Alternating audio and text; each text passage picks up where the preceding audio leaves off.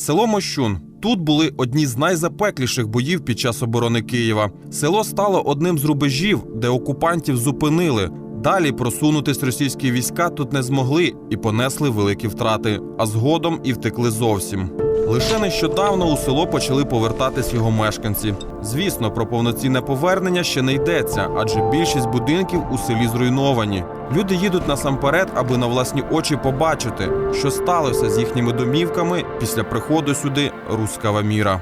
Я 50 днів плакала. Мені 28-го подзвонили і сказали, що фосфорна бомба впала до нас до хати. Розумієте, коли ти робив все, коли ти стягував мебель дітям, ми 2 сини, значить 2 спальні наверху нам, велика кімната, щоб внучок був коло йолочки, щоб все. Діти подарували нам великий стол на юбілей свадьби. Ми так цим мріяли. І видно, що всі ми не зовсім грішна Україна. Тому що коли розбомблений в мене 2-й поверх, і коли я зайшла на 1-й поверх, на комоді стоїть ікона Ісуса Христа. Вона навіть не впала. У мене побиті стіни, кулями побита противоположна сторона від дороги з тої сторони. І ми встоїмо. Ми витримаємо, ми встоїмо, ми побудуємо, все буде добре. Люди, яких ми зустріли сьогодні, повертаються додому після завершення боїв під Києвом вперше. Кажуть, що рідне село не впізнають. Те, що так станеться, не могли уявити навіть у страшному сні.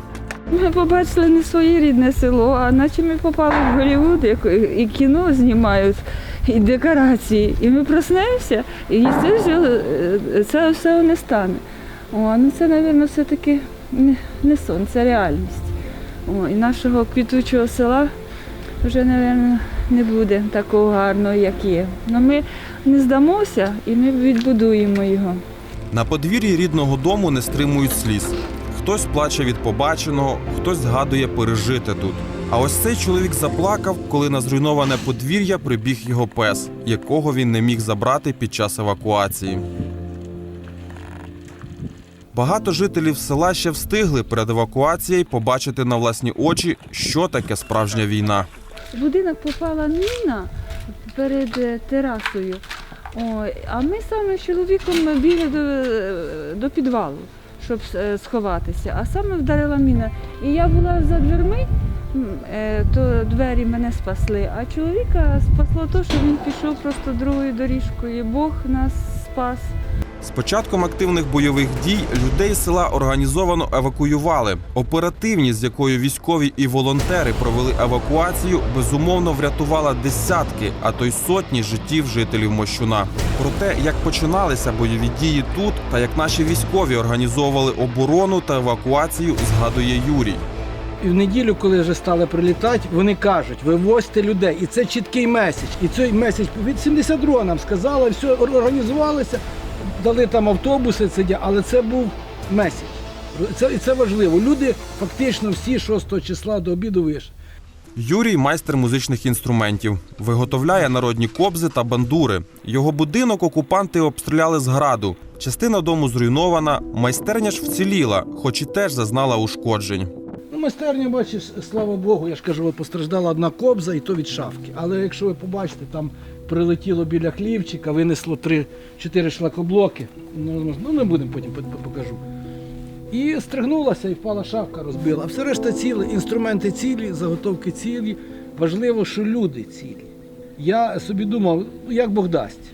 Вже за хату, за це важливо, що люди цілі. Більшість мощунців, тобто хто міг, хто хотів, рятувався. Російські війська не змогли захопити Мощун, проте їхні солдати на короткий час зайшли в частину села зі сторони річки Ірпінь та прилеглого з цього боку до села Лісу.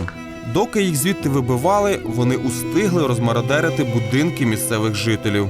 Складається враження, що якби російські солдати вміли воювати так само завзято і професійно, як мародерити, можливо, їхні б дії у цій війні були б успішнішими.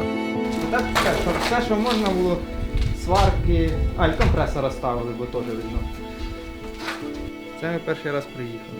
Одна собака жива осталась. 3 кота. І 15 поросят по селу ходить. Держали своє хазяйство. Було 22, осталось 15 ходить по селу. вздовж, ну як тут. Що, все повиносили, все покрали? Ну, я сьогодні приїхав, хлопці, тут я не знаю, тут інструменту покрали, то таке все, але що тут не розбереш вже тепер, що воно як і цей. Тут бачу постійно, тут певне жили, бо вони постійно, тут певне, не знаю, тут кров постійно. Ну тут цей.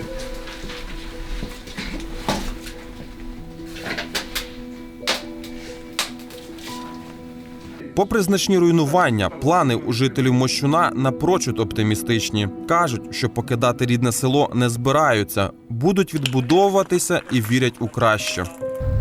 Ну, звісно, стільки років, з 93-го року участок, ну як продавати його? Це рідне вже воно.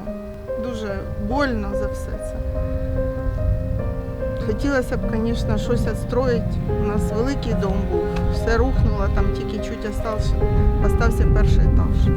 Ми ж завжди маємо хату побілити і чорнобривці посадити. Ми ж не будемо як свині жити. Так життя влаштоване. Ми як верба, куди засунеш, там ростемо. І будемо рости далі, і не здамося. Бо здаватися – це саме останнє, що є в житті. Повторного приходу сюди руського міра люди не бояться, налаштовані рішуче. І мені дзвонять, кажуть, Юра, твоя хата ціла. Ну, ви бачили. Я приїхав, да, на фоні румовища, там моя хата ціла. Отаке. І прилітало, і це. Але люди будуть жити і будуть вертатися. І не дай Бог ще раз попробують прийти, ще раз получать піздюлей. Отаке. Кажу, як є. І я хочу сказати, що життя в мене продовжується. У мене 2 сини, в мене росте внук. Як мене вчора запитали турки, чи ви будете відстроювати, відбудовувати? Так, да, звичайно, ми будемо відбудовувати, тому що ми сильні, ми разом, і з нами Бог, і наша армія, і все. І з-за того ми тільки сюди їхали, просилися, підміни, під все збирали, щоб якось гуртуватися. Як вчора там Ігор каже, тетя Люда, не волнуйтеся, ми разом будемо все робити. Сьогодні вам зробимо кришу, післязавтра Ігору. І так завжди. А те, що було, то вже, звісно, не буде. Дуже глибока і така, знаєте, така болюча рана, що їй взагалі ніякі ліки не допоможуть, час не допоможе. Як казав батюшка, ставив, пам'ятаєте, позавчора, що ставив українця, де там, в Ватикані, і росіянина, щоб вони мирилися. Ми не зможемо. Ви не зможете, ваші діти не зможуть. Не зможемо цього зробити, тому що такого забути неможливо. Понімаєте, це все життя, щоб ми нікого не трогали, ми все життя робили, ми старалися, ми будувалися, ми хотіли жити, ми тут жили вже, тому що ми ніби вже збираємося на пенсію, діти в місті, ми тут. Ні, оказується, що ми не маємо права, нам хтось не дозволяє жити, як ми хочемо. Ну, і ми їм теж не дозволимо забрати все, що в нас є. Нещодавно у Мощун повернулись лелеки. Це напрочуд добрий знак. Ці птахи завжди селяться біля людей, там, де є життя. А це значить, що життя повернеться і в це маленьке село під Києвом.